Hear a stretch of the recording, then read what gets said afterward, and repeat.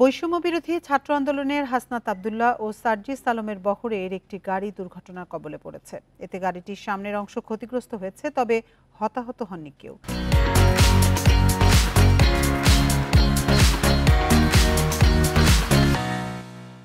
সন্ধ্যা 7:30টার দিকে ঢাকা চট্টগ্রাম মহাসড়কের চুন্তি ইউনিয়নের হাজি রাস্তার মোড়ে এ দুর্ঘটনা ঘটে। লোহাগাড়া থানার সহকারী উপপরিদর্শক মোহাম্মদ আলিম জানান, আইনজীবী সাইফুল ইসলামের দাফন শেষে ফেরার পথে একটি ট্রাক গাড়িবহরের একটি গাড়িকে ধাক্কা দেয়। এতে ওই গাড়ির সামনের অংশ ক্ষতিগ্রস্ত হয়। ট্রাকটি জব্দ করেছে পুলিশ। এছাড়া চালক ও সহকারীকে আটক করা হয়েছে।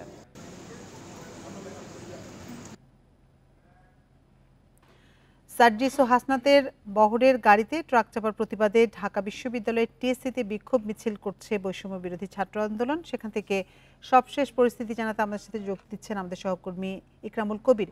ইকরাম, বৈষম্য বিরোধী ছাত্র আন্দোলন বিক্ষোভ করছে, সেখানে থেকে সবশেষ তথ্য আমাদের জানাবেন।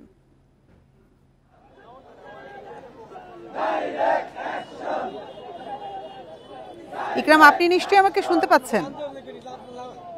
ইকরাম, আপনার কাছে জানতে চেয়েছিলাম যে সার্জিস এবং হাসনাতের বহরের গাড়িতে যে ট্রাক চাপার প্রতিবাদে ঢাকা বিশ্ববিদ্যালয়ের টিএসসিতে বিক্ষোভ মিছিল হচ্ছে বৈষম্য বিরোধী ছাত্র আন্দোলনের, সেখানকার সবশেষ পরিস্থিতি জানাবেন আমাদের।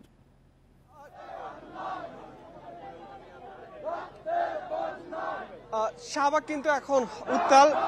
ছাত্র জনতা আবার কিন্তু এই শাহবাগের যে রাজু ভাস্কর্য সেখানে একত্রিত হয়েছে এবং আপনারা আজকে সার্জিস এবং হাসনাতের সঙ্গে তারা আজ চট্টগ্রাম থেকে ফেরার পথে তাদের সঙ্গে যে দুর্ঘটনাটি ঘটেছে তারা এখানে যেটি দাবি করছে এটি নিছক একটি দুর্ঘটনা নয়, এটি একটি গভীর ষড়যন্ত্র এবং যে ফ্যাসিস্ট আওয়ামী লীগ যে কদিন পরপর যে ষড়যন্ত্রের চাল চেলে আসছে সেটি তারই একটি ধারাবাহিকতায় আজকের এই দুর্ঘটনা বলে এখানে যে ছাত্র জনতা তারা বলছে। এখানে আমরা জাতীয় নাগরিক কমিটির যে নেতারা রয়েছেন তাদের দেখতে পাচ্ছি এবং একই সঙ্গে বৈষম্য বিরোধী ছাত্র আন্দোলনে যারা সরব ছিলেন তারা সবাই কিন্তু আজকে 11:15টার সময় কিন্তু এই রাজু ভাস্কর্যে একত্রিত হয়েছে এবং তারা বারবার একটি কথাই বলছে, যে কোনো প্রকার যে ষড়যন্ত্র যতবারই আসুক আওয়ামী লীগ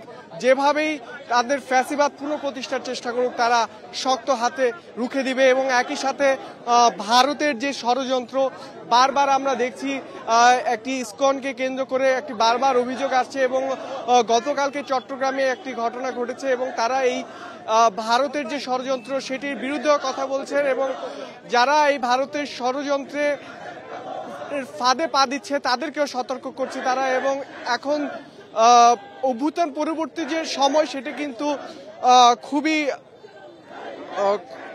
খুবই সাবধানতার সঙ্গে থাকা জরুরি প্রতিটি নাগরিকের জন্য, সেই কথাটি তারা বারবার বলছেন এই আন্দোলনের মাঠ থেকে। এবং সকলকে আবারও যে জুলাই আগস্টে যে ছাত্র জনতার যে একতা ছিল সেটি কিন্তু তারা ধরে রাখার জন্য বারবার দেশবাসী। টিএসসি থেকে সবশেষ তথ্য জানাচ্ছিলেন আমাদের সহকর্মী ইকরামুল কবির।